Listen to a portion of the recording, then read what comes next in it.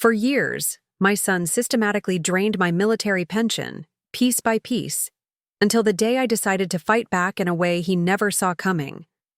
My name is Catherine Rodriguez, and this is how I reclaimed my dignity from the very person who was supposed to protect me. The morning sunlight crept through the thin curtains of my small apartment in San Diego, casting long shadows across the worn photographs that lined my living room wall. Each image told a story of service: my days in the Marine Corps, deployment photographs, snapshots of camaraderie that seemed like lifetimes ago. I was a veteran, a single mother who had given everything to serve my country and raise my son, Michael. My military career wasn't just a job, it was a calling. I'd enlisted straight out of high school, driven by a desire to make a difference. 23 years of service had left me with more than just memories.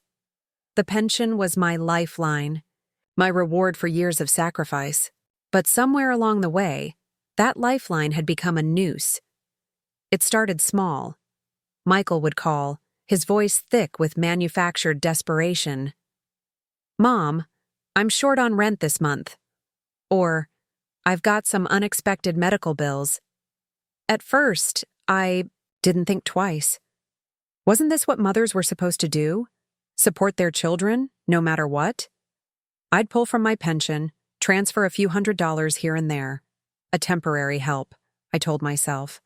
But temporary became routine. Michael's financial emergencies became more frequent. A failed business venture, gambling debts, credit card overruns. Each time, his explanations became more elaborate, his tone more manipulative. And each time, I would reluctantly transfer money from my account, watching my carefully saved pension dwindle. I'd been proud of Michael once. He was supposed to be the success story, the son of a single veteran who would make something of himself. After graduating from college, he'd talked about starting a tech company. The initial investments came from my savings. Then came the continued requests, each more urgent than the last. My military training had taught me resilience, discipline, precision. But nothing prepared me for the slow, insidious way my own son was dismantling my financial security. The Marine Corps had given me strength to face enemy fire, to navigate dangerous terrains, to protect my fellow soldiers. Yet here I was, being strategically defeated by my own flesh and blood.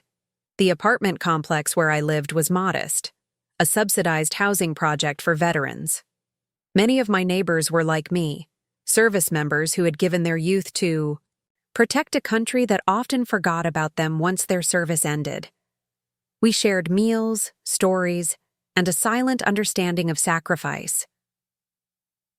Rosa, my neighbor across the hall, was the first to notice something was wrong. A Navy veteran herself, she had a keen eye and a no-nonsense attitude. "Catherine," she'd say, watching me count my remaining pension funds, "that boy of yours is taking you for a ride." I would brush off her concerns. Family was complicated. Michael was my son. Wasn't unconditional love supposed to mean something? But deep down, I knew Rosa was right. The numbers didn't lie. What had started as occasional help had become a monthly drain, a systematic extraction of my hard-earned money. My military records were impeccable. Commendations for bravery, multiple deployments, a service record that spoke of dedication and honor. But in my personal life, I was losing a different kind of battle, one fought in phone calls, bank transfers, and increasingly desperate conversations with my son. The breaking point came on a Tuesday morning. Michael called, his voice a carefully crafted mixture of desperation and entitlement. "Mom, I need $5,000 right now. It's an emergency." But something in his tone was different. A hint of arrogance, a sense of expectation rather than genuine need. I thought about my service, about the nights I'd spent away from home, the risks I'd taken, the sacrifices I'd made, about the brothers and sisters I'd lost in combat. And here was my son, treating my pension like his personal ATM. with no respect for the blood and sweat that had earned those funds. For the first time, I looked at our relationship not through the lens of a mother's love, but through the cold, strategic perspective I'd learned in the Marines. And I realized this wasn't love. This was exploitation. My hand hovered over the bank transfer button.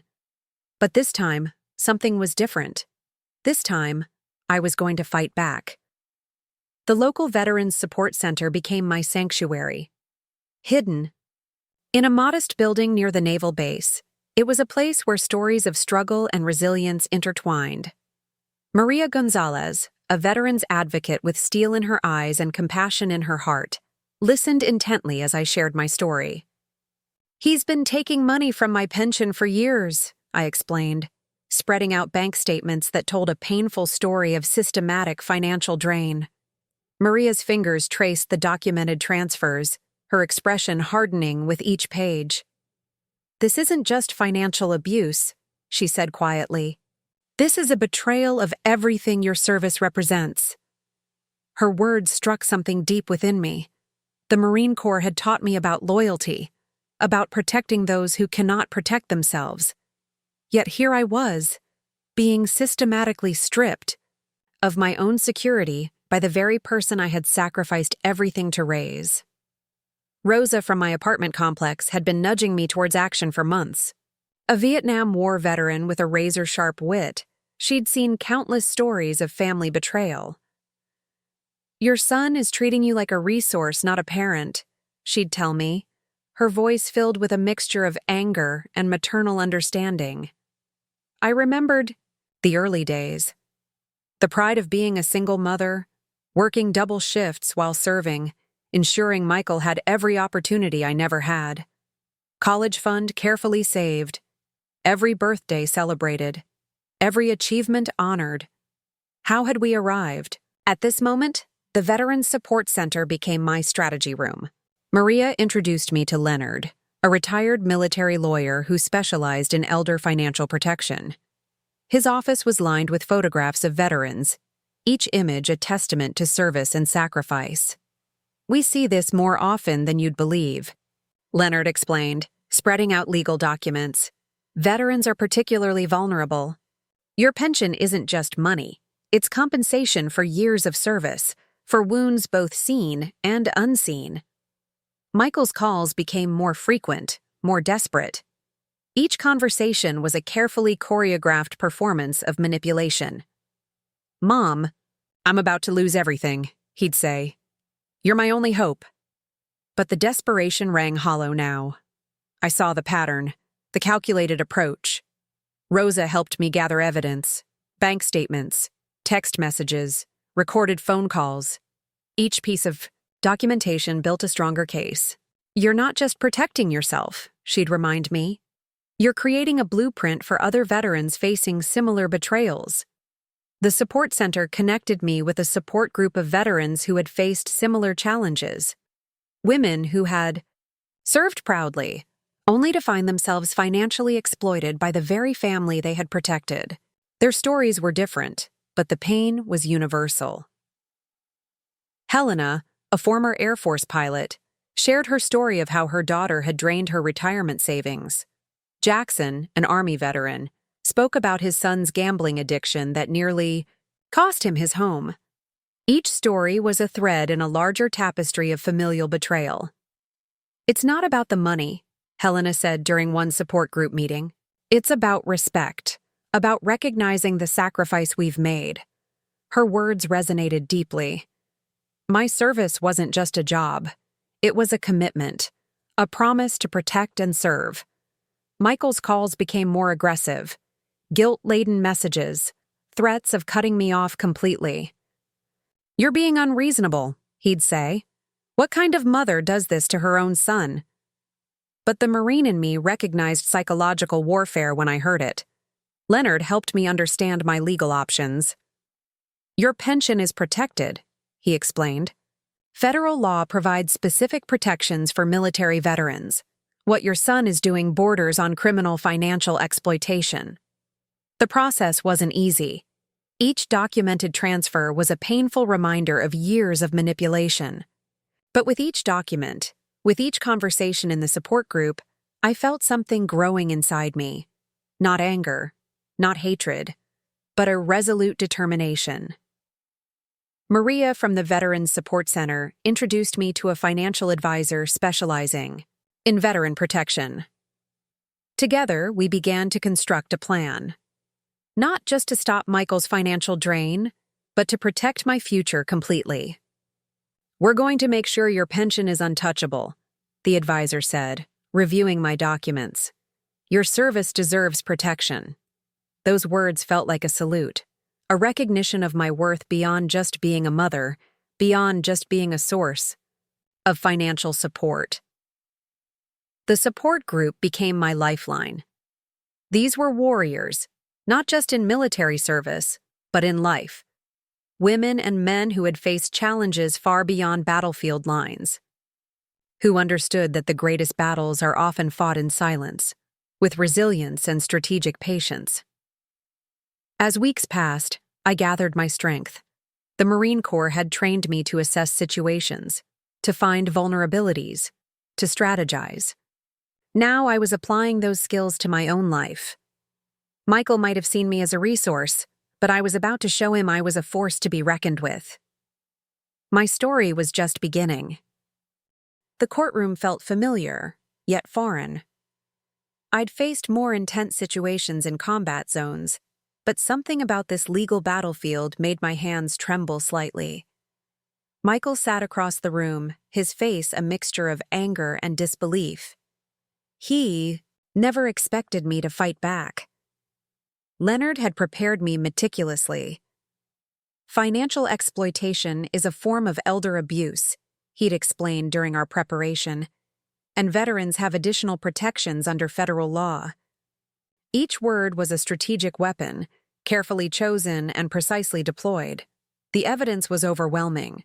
Years of systematic pension drainage, documented with military precision. Text messages revealed a pattern of manipulation. Bank statements showed a calculated approach to draining my resources. Michael's facade of a struggling son crumbled under the weight of hard evidence. "I'm your mother," he'd argued during our last heated conversation. "Families are supposed to help each other," but help had long since transformed into exploitation. The Marine Corps had taught me the difference between support and surrender, and I was done surrendering. Rosa sat in the courtroom, her presence a silent testament of support. "You're doing this not just for yourself," she'd told me. "You're doing this for every veteran who's been silenced, every mother who's been taken advantage of." Her words echoed in my mind as the proceedings began. The financial forensics were damning. Experts traced each transfer, each manipulation. Michael had created an elaborate system of financial pressure, systematically depleting my pension through carefully crafted emergencies and fabricated needs. His tech background had given him a sophisticated approach to financial manipulation. Helena from the Veterans Support Group had warned me. "They'll try to make you feel guilty," she'd said. "That's their weapon." And true to her prediction, Michael's legal team attempted to paint me as an unloving mother, someone abandoning her own son in his time of need. But I had my own arsenal. Years of military training had prepared me for psychological warfare. Each accusation was met with documented evidence. Each emotional manipulation countered with cold, hard facts. I was no longer the vulnerable mother.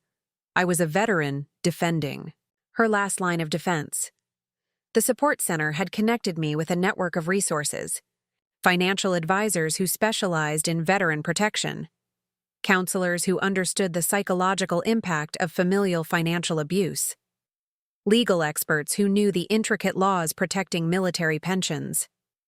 Michael's strategy began to unravel. His fabricated emergencies couldn't withstand professional scrutiny. The court-appointed financial investigator began to reveal a pattern of systematic deception. Business ventures that never existed. Debts that were more fiction than fact. "I was just trying to survive," Michael would claim. But survival doesn't mean dismantling your mother's financial security. Survival doesn't mean treating a veteran's pension as a personal piggy bank. I had survived actual combat. I knew the true meaning of survival. The turning point came unexpectedly. A former colleague of Michael's contacted the legal team. Documents revealed a history of financial manipulation that extended beyond just me. His tech startup had been an elaborate facade, a mechanism for extracting money from multiple sources. Leonard's strategy was brilliant. We weren't just defending my pension. We were exposing a pattern of financial abuse. Each piece of evidence connected to another, creating a mosaic of manipulation that went far beyond a simple mother-son conflict. The Veterans Support Group became my strength. Each member shared their story, their resilience. Jackson, the Army. Veteran, helped me understand that my fight wasn't just personal. It was about setting a precedent. About showing that veterans' resources were not up for grabs. Maria from the support center prepared me for the emotional toll. This isn't about punishment, she'd remind me.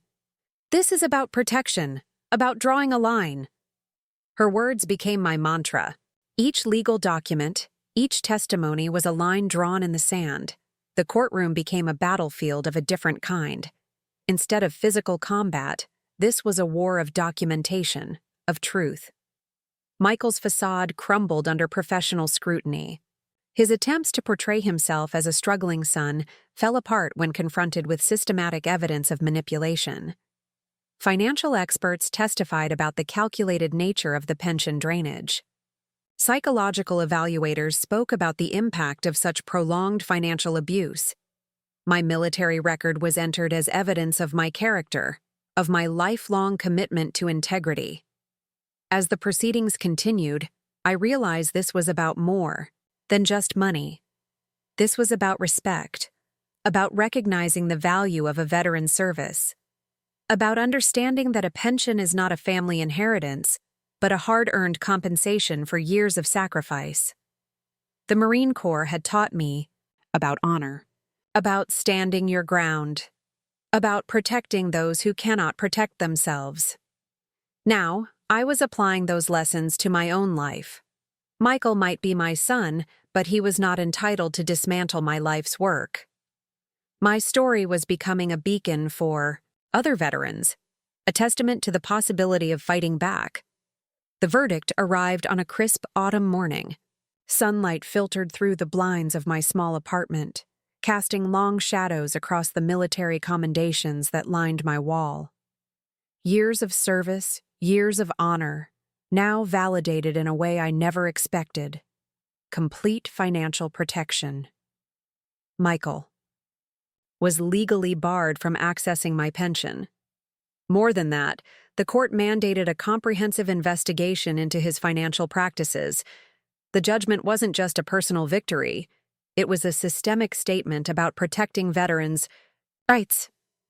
Rosa arrived with a bottle of sparkling cider. "We're celebrating," she declared, her weathered hands carefully popping the cork. The Veterans Support Group had become my family, a chosen family built on mutual respect and understanding.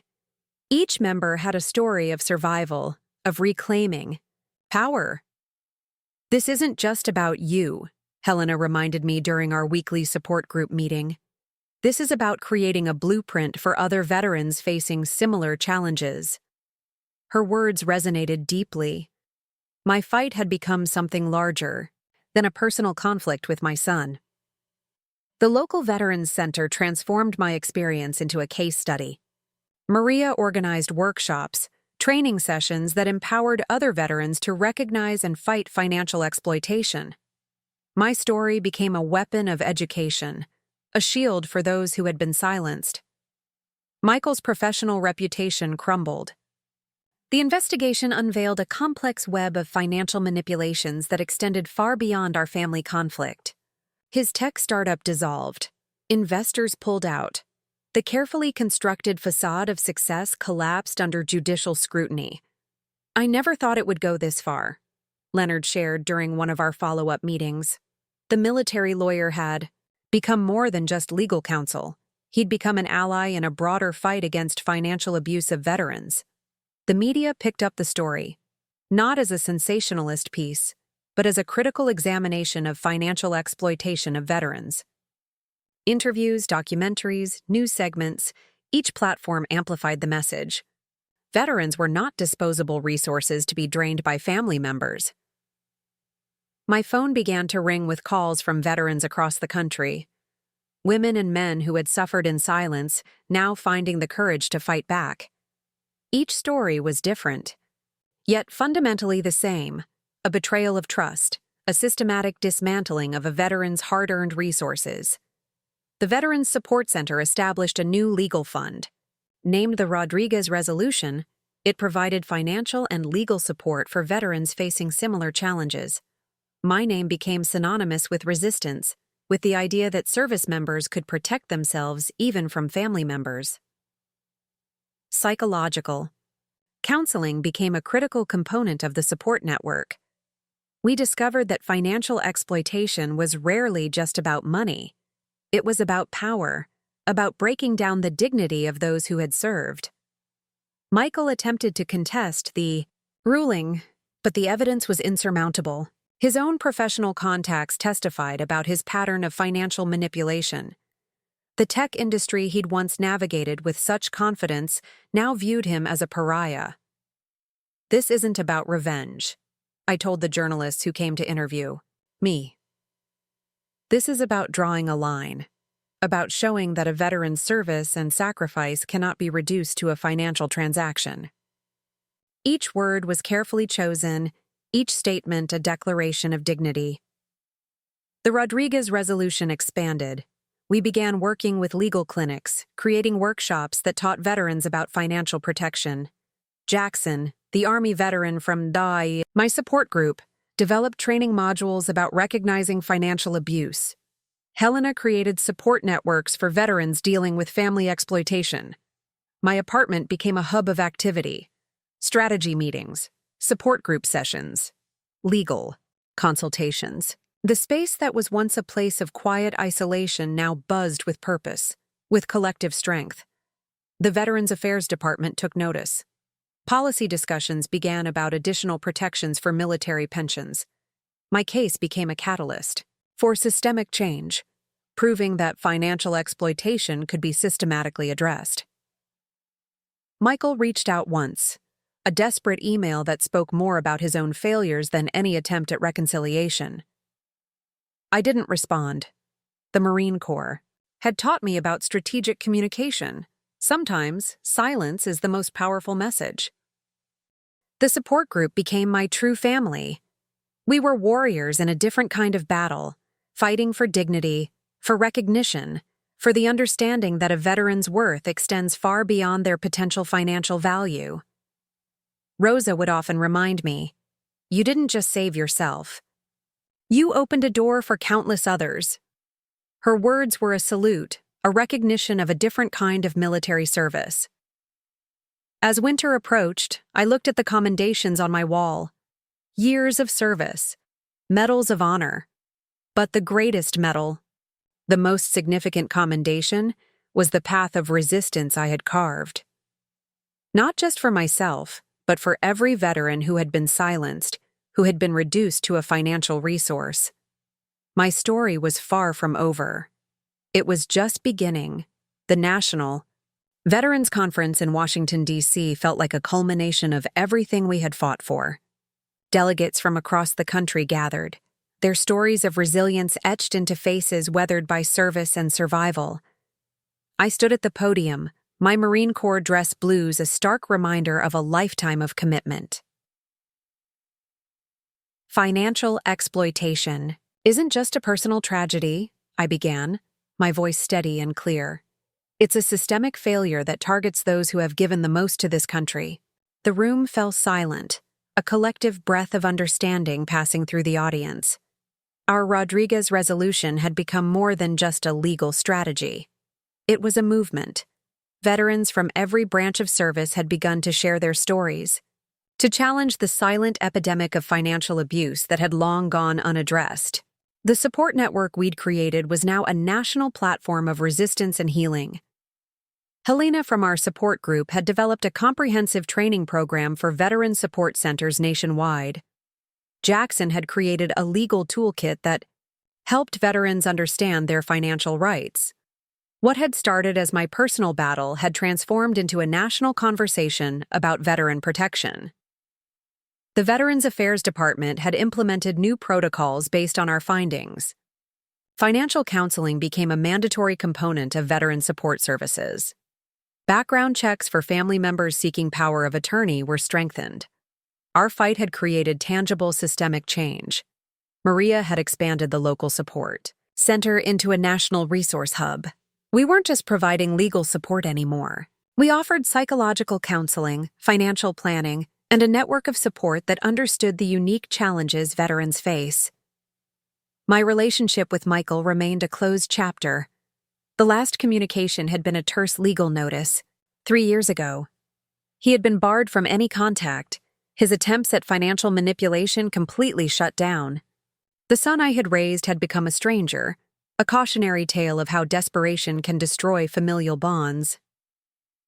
The Rodriguez Resolution established a scholarship fund for children of veterans, ironically funded by the very legal settlements from furor, cases like mine.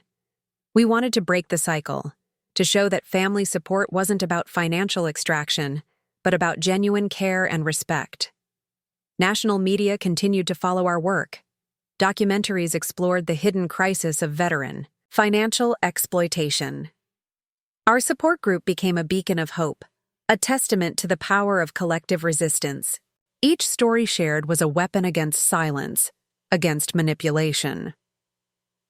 Rosa, my steadfast friend and fellow veteran, had become a national speaker.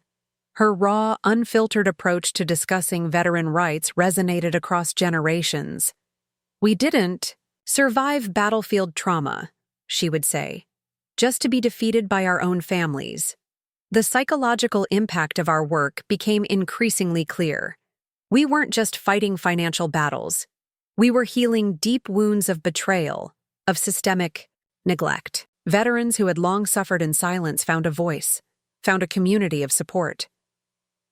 Legal clinics across the country began to specialize in veteran financial protection. Law schools developed courses exploring the unique legal challenges faced by veterans. Our work had created an entirely new field of legal and social advocacy.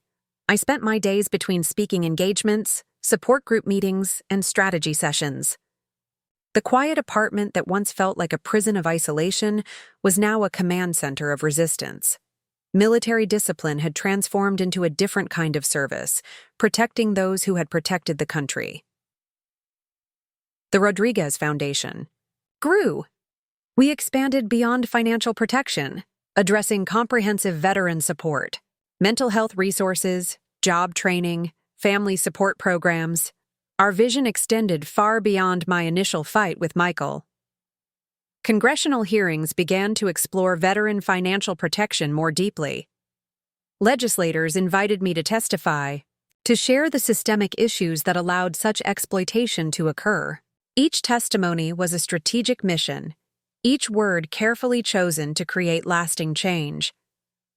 Our support network became international. Veterans from allied countries reached out, sharing similar stories of financial exploitation. We were building a global conversation about veteran rights, about the true meaning of service and sacrifice. The psychological research we supported revealed deep patterns of veteran financial abuse.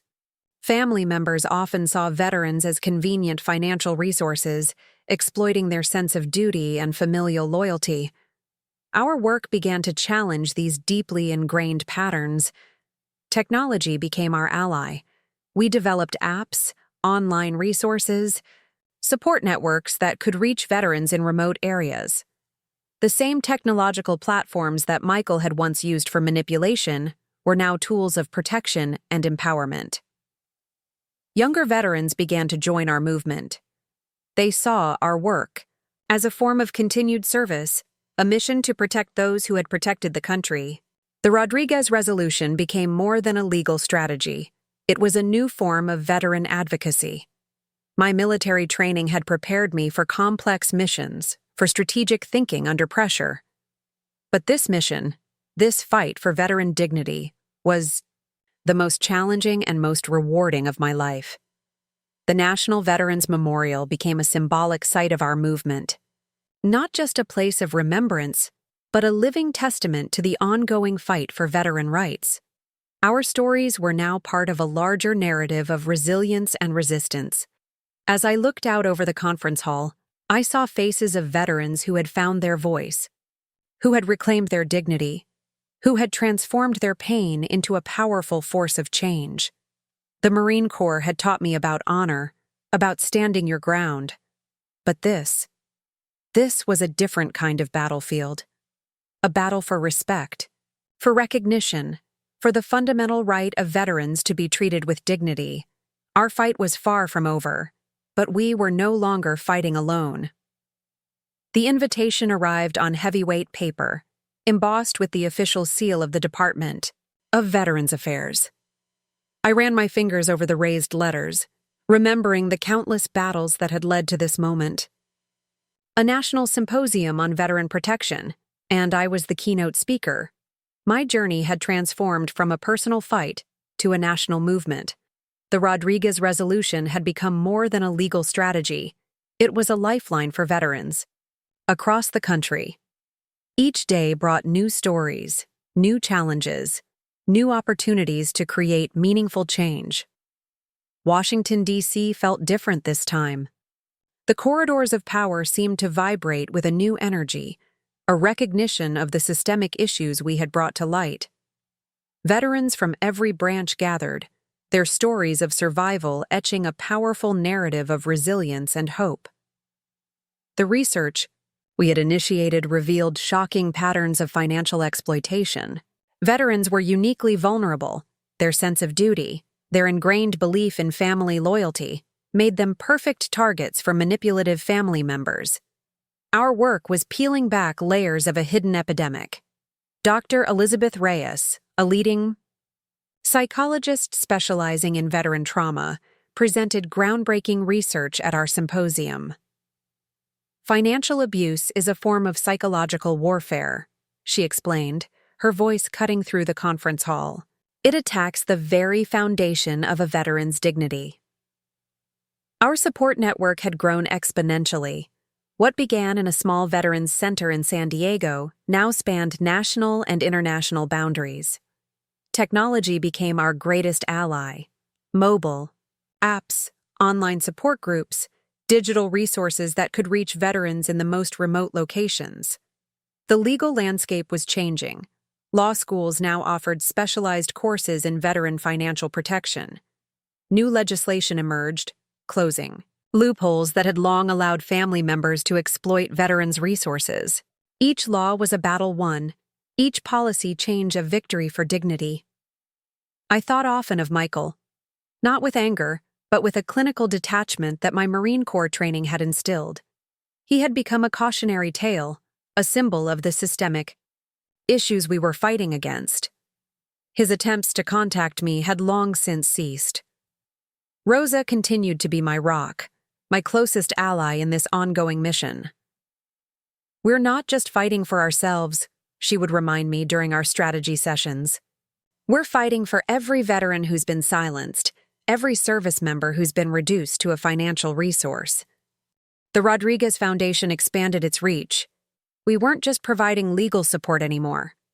Mental health resources, financial counseling, family mediation programs. Our approach was holistic, understanding that financial abuse was just one symptom of a larger societal issue. International veterans groups began to reach out. Countries from Australia to Germany wanted to learn from our model. The Rodriguez Resolution was becoming a global blueprint for veteran protection. Our small support group had transformed into an international movement. Congressional hearings became a regular part of our work. I found myself testifying, sharing raw, unfiltered stories of veteran exploitation. Each testimony was a strategic mission, each word carefully chosen to create lasting systemic change. The psychological research we supported revealed complex patterns of family dynamics. Veteran financial abuse wasn't just about money. It was about power, about breaking down the dignity of those who had served. Our work began to challenge these deeply ingrained societal patterns. Technology companies began to develop specialized protection tools, apps that could track financial transactions, provide immediate legal support, connect veterans with resources. The same technological platforms that had once been used for exploitation were now tools of empowerment. Younger veterans joined our movement with a passion that was breathtaking. They saw our work as a continuation of their service, a different kind of mission to protect those who had protected the country. Our movement was generational, transcending individual experiences. The National Veterans Memorial became more than a place of remembrance. It was now a living testament to ongoing resistance, to the fight for veteran dignity. Our stories were rewriting the narrative of service and sacrifice. Dr. Reyes's research took us deeper. We discovered that financial exploitation was often a form of emotional abuse, a way of breaking down the psychological resilience of veterans. Our support became about more than just financial protection. It was about healing, about reclaiming power. The Rodriguez Foundation established a comprehensive training program for veteran support centers. We weren't just providing resources, we were creating a new model of veteran support that addressed psychological, financial, and social challenges. International conferences began to recognize our work. The United Nations held a special session on veteran protection, using our research as a foundational framework. What had begun as my personal fight had become a global movement for veteran rights. Our support groups became more than just meetings. They were strategic planning sessions, psychological support networks, legal resource centers. We were building a comprehensive ecosystem of veteran protection. I often reflected on the journey. From that small apartment in San Diego to international stages, from a personal battle with my son to a global movement for veteran rights. The Marine Corps had taught me about mission, about strategic thinking, about never leaving a fallen comrade behind. This was my most important mission. Not fought with weapons, but with resilience, with strategic thinking, with an unwavering commitment to dignity. As I prepared for the keynote speech, I understood something profound. Our fight was never just about money. It was about respect. About recognizing the true value of service. About ensuring that those who had given everything to protect others would never be reduced to a financial transaction. The room fell silent as I approached the podium. Hundreds of veterans, advocates, policymakers, all waiting to hear a story of resistance, of hope. Our fight continued. The winter wind whipped across the National Veterans Memorial, carrying with it the weight of countless untold stories. I stood before a sea of faces, veterans, advocates, survivors, each bearing witness to a journey of transformation that had begun with a single act of resistance. Our work had evolved far beyond my initial fight with Michael. The Rodriguez Foundation had become a living, breathing organism of support and empowerment. What started as a personal struggle had grown into a comprehensive movement, addressing the most vulnerable aspects of veteran experiences. The psychological research we'd sponsored revealed depths of trauma that extended far beyond financial exploitation. Dr. Elizabeth Reyes's groundbreaking study demonstrated how familial financial abuse was a form of psychological warfare, a systematic dismantling of a veteran's sense of self-worth and dignity. Our legal team had become a formidable force. We'd developed a network of pro bono attorneys specializing in veteran protection, creating a comprehensive legal shield for those who had been silenced for too long. Each case was more than a legal battle. It was a restoration of dignity. The technology we developed became a critical tool of empowerment. Our mobile application, Veterans Shield, allowed immediate reporting of financial exploitation, providing real-time legal and psychological support. Machine learning algorithms could now detect patterns of financial manipulation before they became catastrophic. International recognition came unexpectedly. The United Nations invited me to speak at a global conference on veteran rights. Countries, from Australia to Germany, had begun implementing strategies based on our research. The Rodriguez Resolution was no longer just an American initiative. It was a global blueprint for veteran protection. Rosa continued to be the heart of our movement.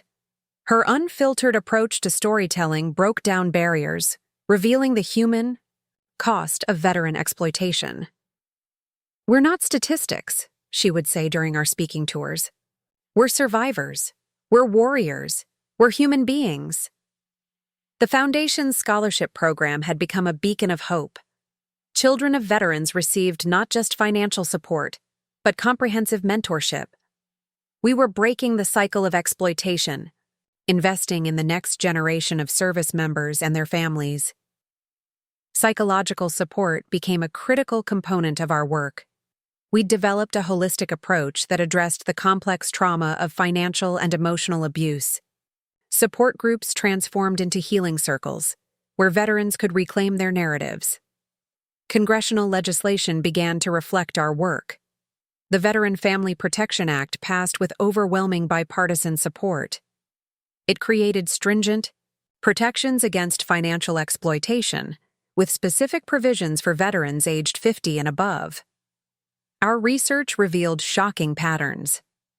Veterans were 3.5 times more likely to experience financial exploitation from family members compared to the general population. Each statistic was a human story. Each number represented a life torn apart by betrayal. The medical community began to recognize financial abuse as a form of complex trauma. Medical schools started incorporating specialized training on veteran psychological health, understanding the intricate connections between financial manipulation and mental well-being. Our work expanded beyond legal protection. We developed comprehensive financial literacy programs for veterans, empowering them with the tools to protect their resources. Education became our most powerful weapon against exploitation. The Rodriguez Foundation established a national hotline, providing immediate support for veterans facing financial manipulation. Trained counselors, many of them veterans themselves, offered both psychological and legal guidance. International collaborations brought new perspectives. We partnered with veteran support organizations globally, creating a network of support that transcended national boundaries. Our model of protection became a template for veteran advocacy worldwide. Technological innovation became a critical tool of empowerment. We developed advanced tracking systems that could identify potential financial exploitation patterns. Artificial intelligence algorithms could now predict and prevent financial abuse before it escalated. The media narrative around veteran experiences began to shift. No longer were veterans portrayed as helpless victims. We were showing the world the true meaning of resilience, of transformation, of reclaiming power. Our support groups became transformative spaces, not just meetings, but strategic planning sessions, psychological healing circles, legal resource centers. We were building a comprehensive ecosystem of veteran protection and empowerment. The psychological research we sponsored revealed the deep, systemic nature of veteran exploitation. It wasn't just about money, it was about power, about breaking down the inherent dignity of those who had served. The Rodriguez Foundation established a comprehensive training program for veteran support centers nationwide. We weren't just providing resources. We were creating an entirely new model of holistic veteran support. My personal journey became a symbol of resistance. From that small apartment in San Diego to international stages, from a personal battle with my son to a global movement for veteran rights. The Marine Corps had taught me about mission, about strategic thinking, about never leaving a fallen comrade behind. As I prepared to speak at the international conference, I understood something profound. Our fight was never just about money. It was about respect, about recognizing the true value of service. about ensuring that those who had given everything to protect others would never be reduced to a financial transaction.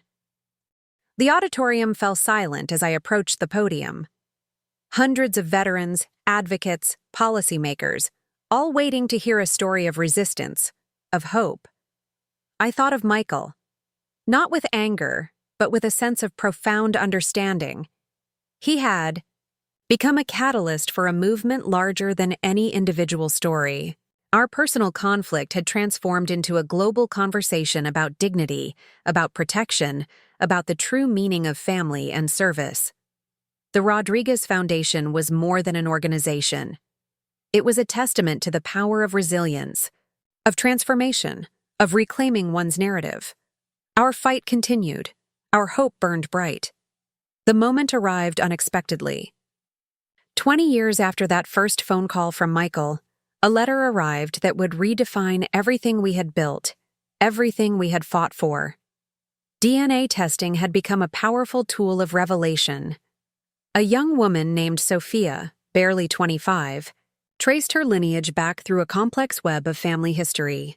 Her research led her to our foundation, to me, with a story that would challenge everything we understood about family, about betrayal, about redemption. Michael had a child, a daughter he had never acknowledged, born during the height of his financial manipulations. Sophia's mother had been a junior executive at the tech firm where Michael worked, a relationship that lasted briefly but produced a life that would ultimately bridge our fractured history. Our legal team approached the revelation with the same strategic precision we applied to every challenge. Background checks, genetic testing, comprehensive investigation. Each layer peeled back revealed a complexity that defied simple narrative. Sophia was nothing like Michael. A marine biologist specializing in ocean conservation, she embodied a sense of service that resonated deeply with our family's military background. Her research on marine ecosystem preservation spoke to a commitment that transcended personal gain, a stark contrast to her father's history of financial manipulation. The first meeting happened at our foundation's headquarters, a neutral ground, carefully selected to provide safety, transparency, potential healing. Rosa sat beside me, her hand a steady presence, a reminder of the journey that had brought us to this moment. "I'm not here to replace anyone," Sophia said, her voice clear, her intent unmistakable. "I'm here to understand, to bridge a connection that was broken long before I was born." Her research into our family's history was meticulous. She understood the pain Michael had caused, the systematic exploitation that had defined our relationship. Yet she approached our story with a compassion that spoke to a deeper understanding of human complexity. The Rodriguez Foundation became a bridge, not just for Sophia, but for countless others who had experienced fractured family relationships. We developed programs exploring intergenerational healing, understanding how trauma passes through family lines. Dr. Elizabeth Reyes's psychological research found new depth. Sophia's existence became a case study in resilience, in breaking cycles of familial dysfunction. Her very presence challenged our understanding of inherited trauma, of redemption. International conferences began to explore the narrative we were creating. How does a family heal after systemic betrayal? What does redemption look like when the wounds run generationally deep? Sophia's marine conservation work became intertwined with our veteran support mission. We established scholarship programs connecting environmental protection with veteran rehabilitation. Her research vessels began offering internships to veterans seeking purpose, seeking healing. The technology we had developed to protect veterans found new applications. Genealogical tracking, family reconnection protocols, support systems for individuals navigating complex family histories. Our work expanded beyond protection into understanding. Congressional hearings began to explore these complex family dynamics. Our foundation provided testimony, research, a nuanced understanding of familial exploitation that went beyond simple legal definitions. Michael remained a peripheral figure, No direct contact, but an acknowledgement of a complicated history. Sophia understood this, respected the boundaries we had carefully constructed over decades of healing. Our support groups expanded. We now offered specialized sessions for individuals navigating complex family histories, for those seeking to understand generational patterns of trauma and resilience. The Rodriguez Foundation established a new research initiative. Intergenerational healing became a critical area of exploration. How do families move forward after systemic betrayal? What does true reconciliation look like? International collaborations brought new perspectives.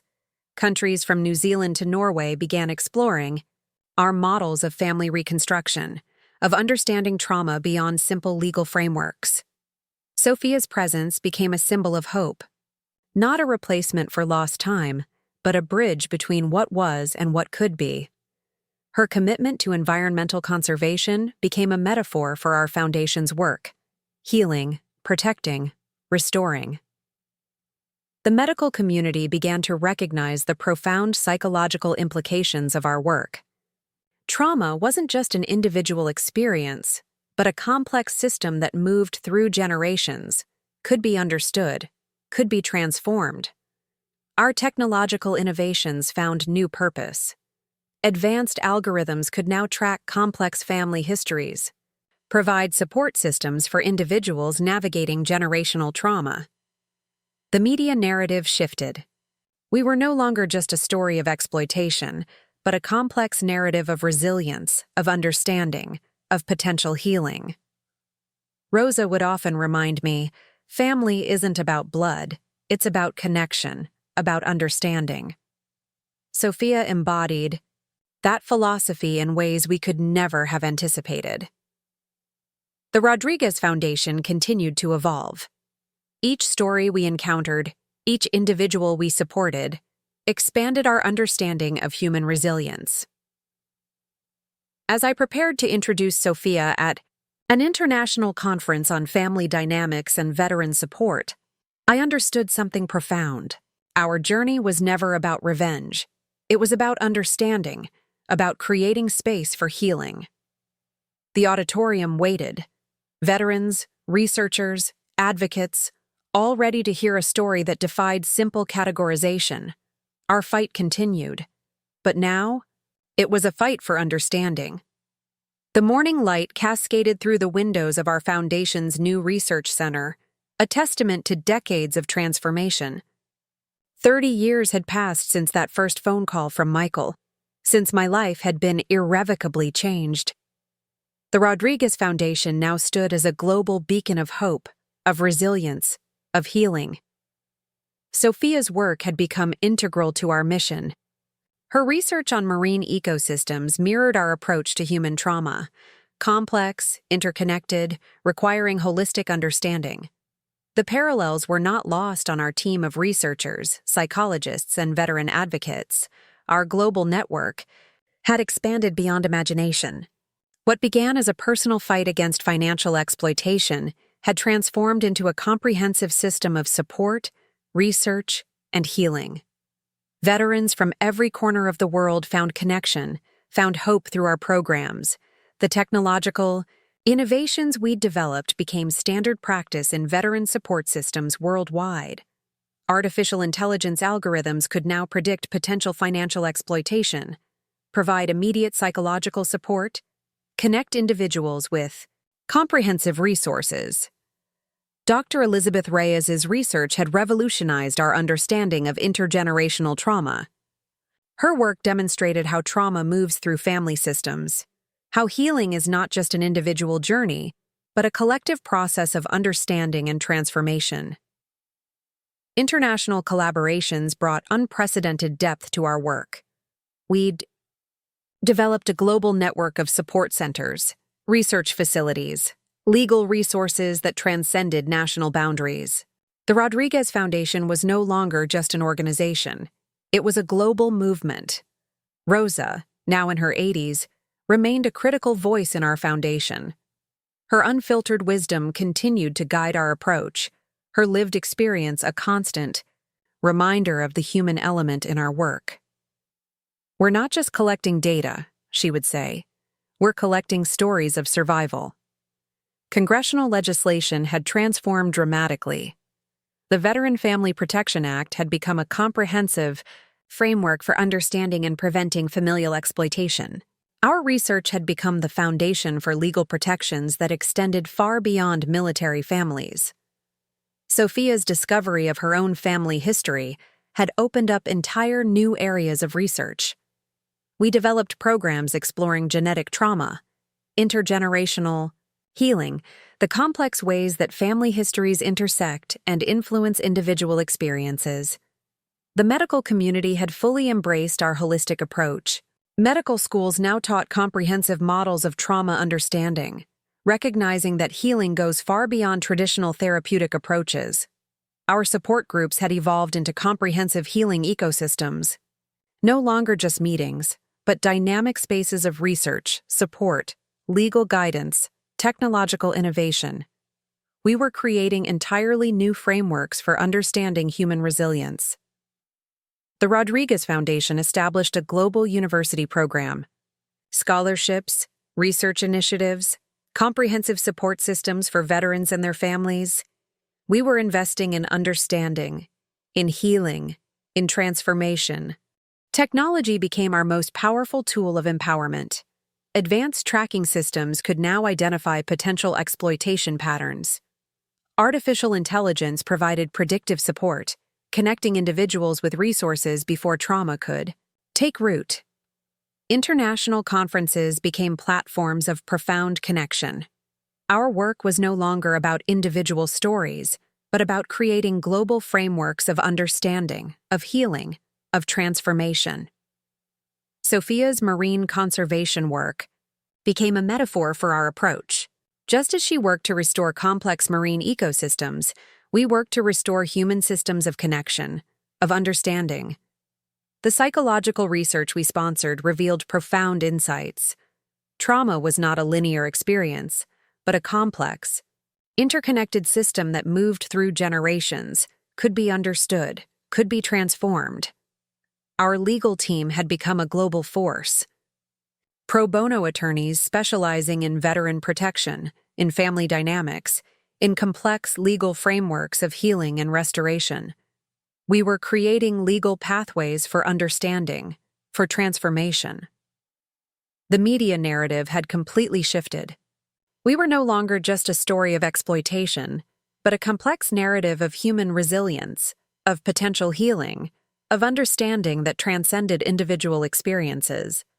Congressional hearings now sought our expertise, not just on veteran issues, but on complex family dynamics, on systemic approaches to understanding human trauma, to creating supportive frameworks of healing. The Rodriguez Foundation established comprehensive global research initiatives. We were no longer just collecting data, but creating entire frameworks for understanding human resilience, for creating supportive systems of healing. As I prepared to introduce the next generation of researchers at our international conference, I reflected on the journey. From a personal fight against my son's exploitation to a global movement of understanding, of healing.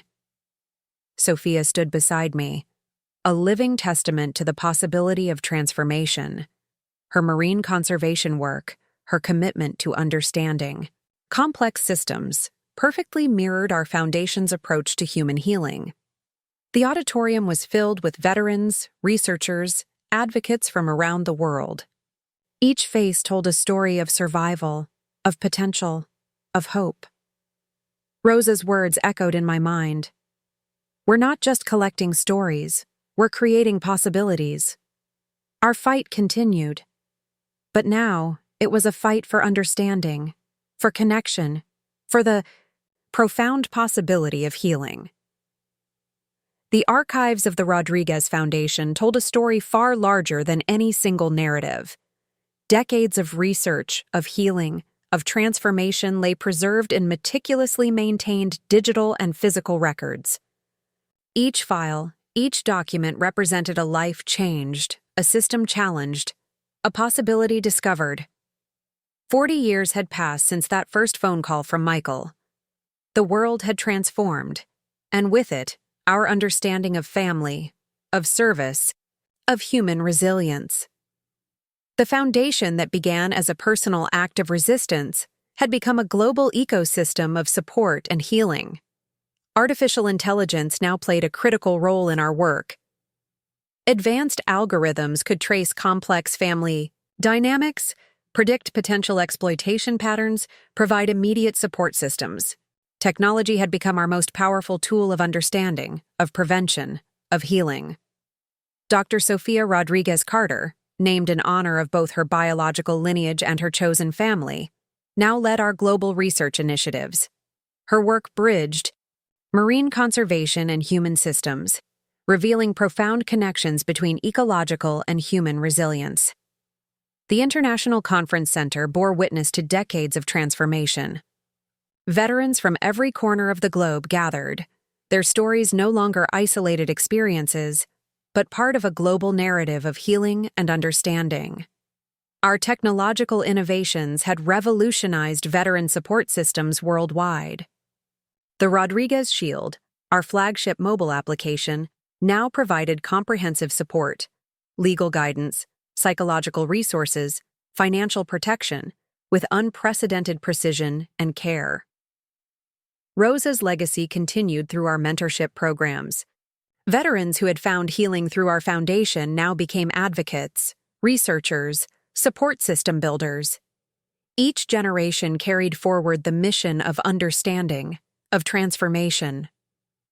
Congressional legislation had evolved dramatically.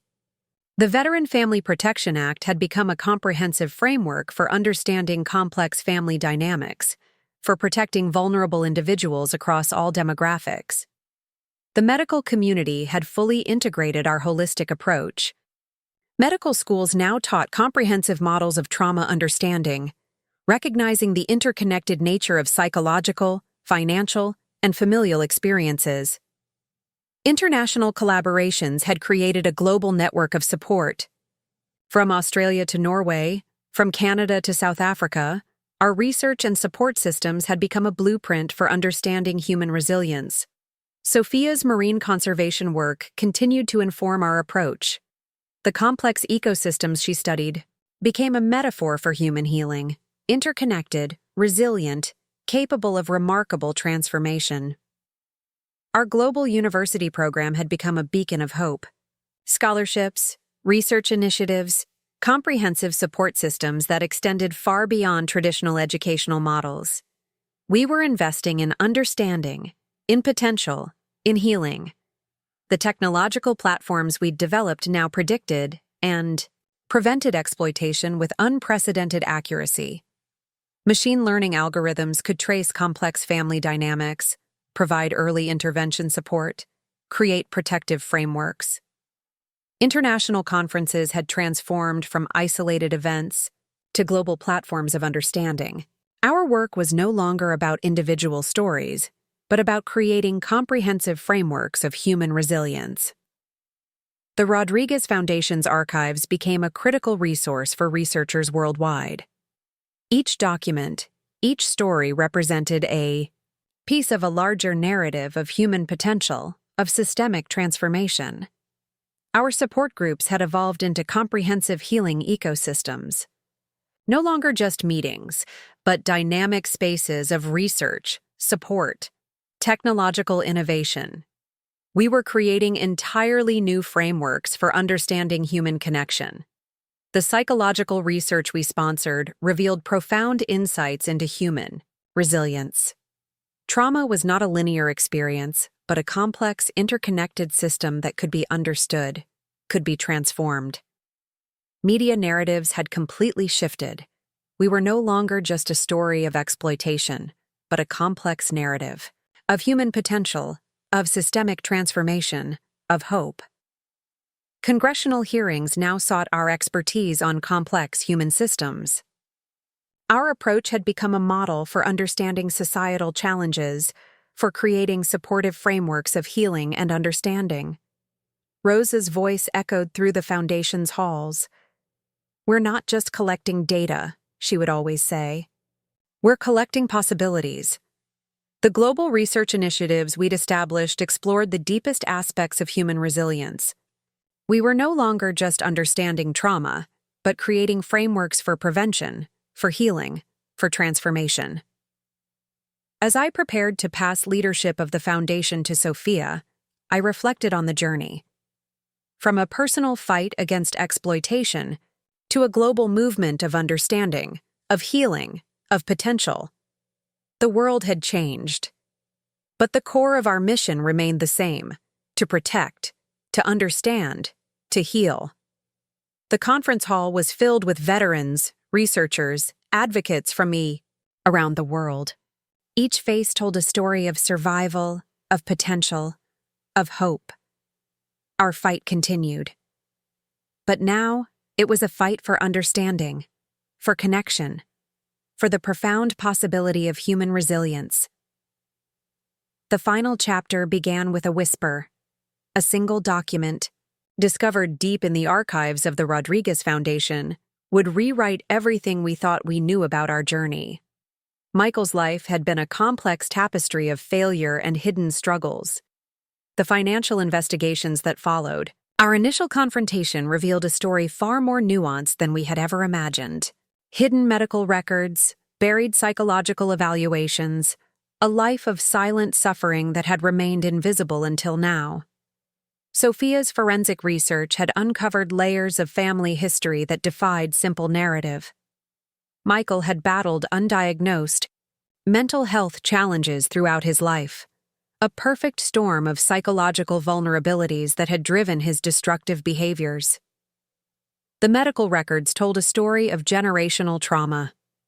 Undiagnosed bipolar disorder, complex PTSD inherited from previous generations, a lifetime of untreated psychological challenges that had shaped his interactions, his desperation, his ultimate betrayal.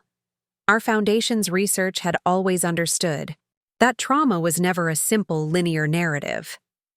But Michael's story brought this understanding to its most profound manifestation.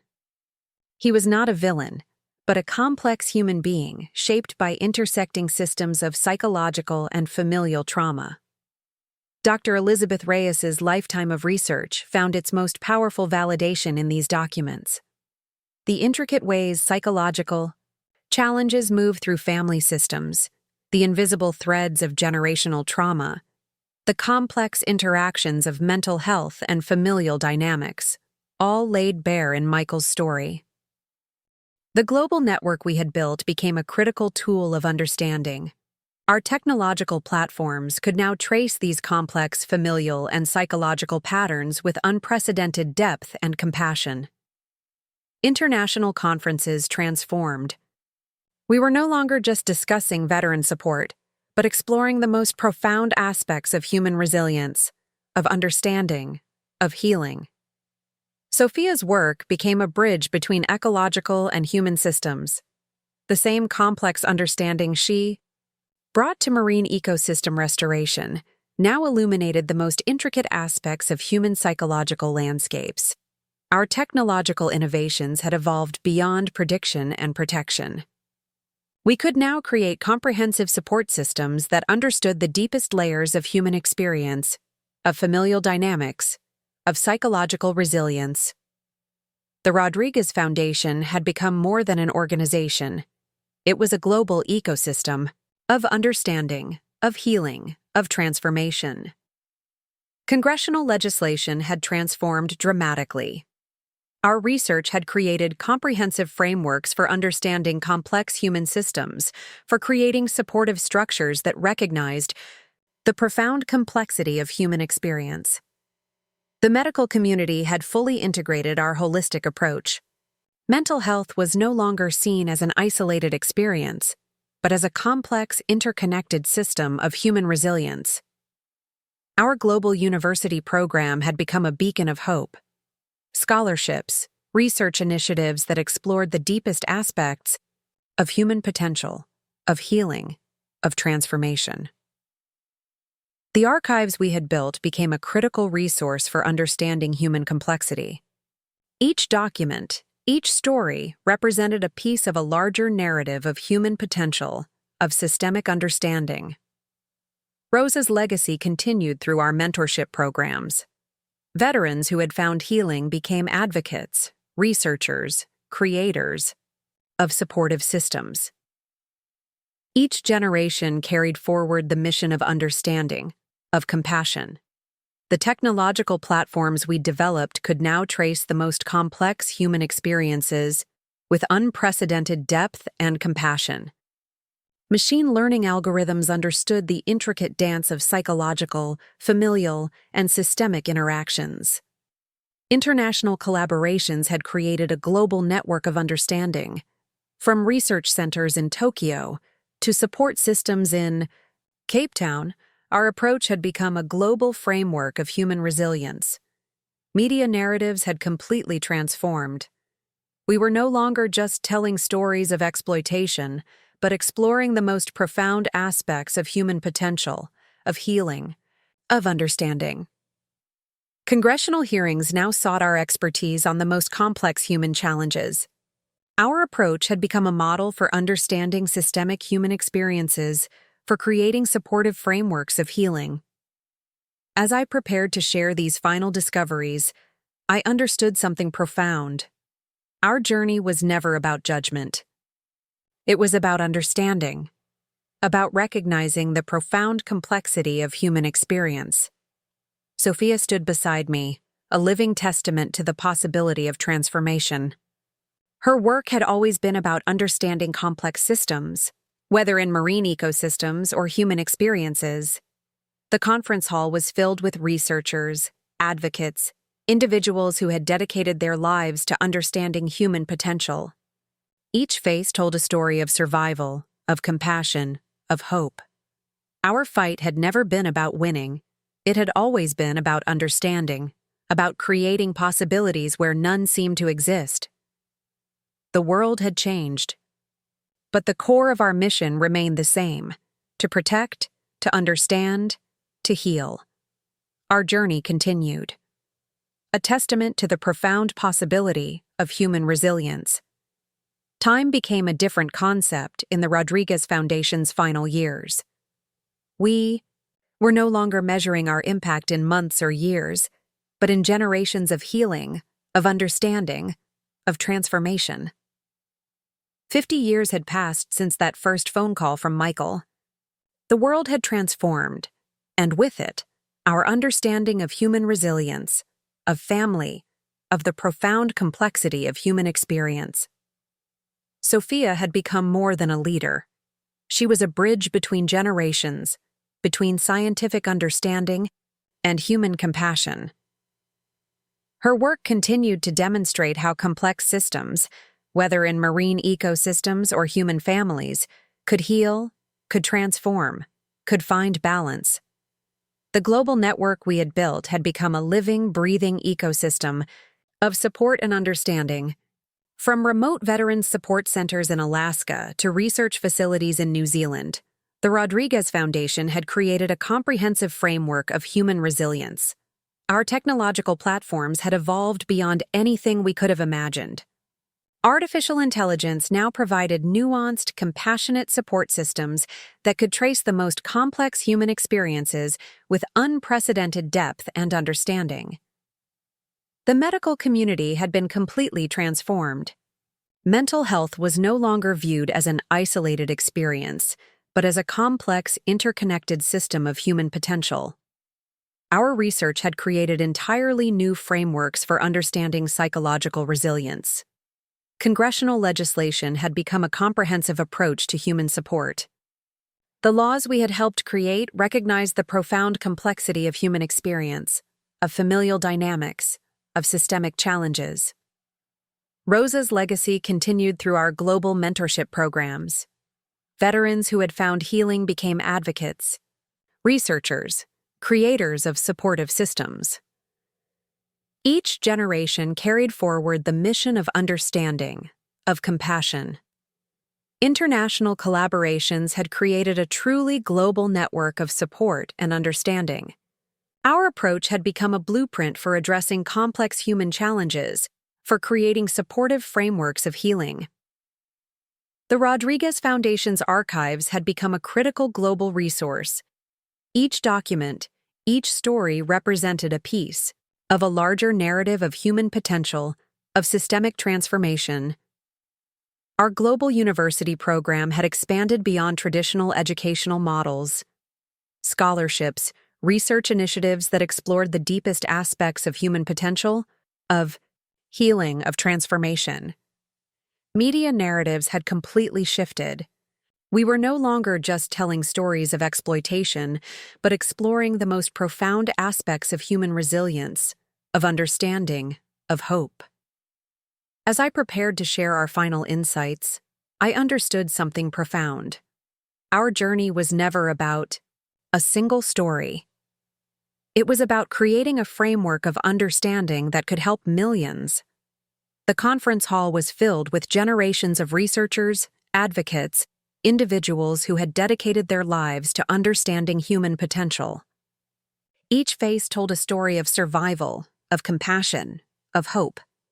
To our listeners, our viewers, our supporters, this is more than just a story.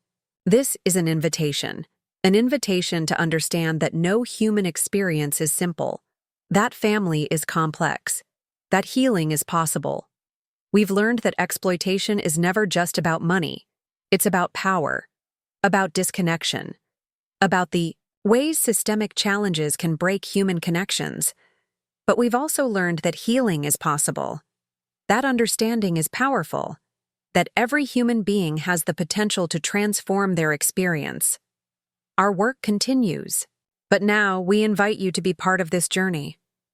If you've experienced financial exploitation, if you're a veteran struggling with family challenges, if you're seeking support, you are not alone. The Rodriguez Foundation continues to provide comprehensive support. Our helpline is available 24/7. Our online resources are free. Our support groups welcome anyone seeking understanding. Visit our website, join our community, share your story, because every story of resilience creates possibilities for healing. For those who want to dive deeper, who want to understand more, who want to be part of creating change, subscribe to our podcast. Follow our YouTube channel. Join our online community. We're not just sharing stories. We're creating a movement of understanding, of hope, of transformation. Your story matters. Your healing is possible. Subscribe now. Join us. The journey continues.